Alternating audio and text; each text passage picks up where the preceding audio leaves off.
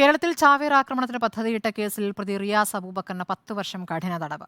വിവിധ വകുപ്പുകളിലായി 1,25,000 രൂപ പിഴയും വിധിച്ചു. എറണാകുളം പ്രത്യേക NIA കോടതിയുടേതാണ് വിധി. പുതുവത്സര ദിനത്തിൽ കേരളത്തിൽ വിവിധയിടങ്ങളിൽ ചാവേർ ആക്രമണം നടത്താൻ പദ്ധതിയിട്ട കേസിൽ 2019 റിയാസ് അബൂബക്കർ പിടിയിലായത്.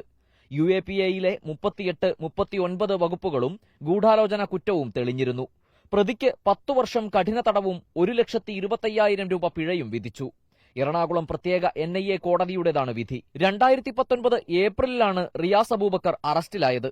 കൊല്ലം സ്വദേശി മുഹമ്മദ് ഫൈസലും കാസർഗോഡ് സ്വദേശി അബൂബക്കർ സിദ്ദീഖും കേസിൽ മാപ്പുസാക്ഷികളായി. ഡിജിറ്റൽ രേഖകൾ, CDR, tower location, social media വിവരങ്ങൾ എന്നിവയായിരുന്നു പ്രധാന തെളിവുകൾ.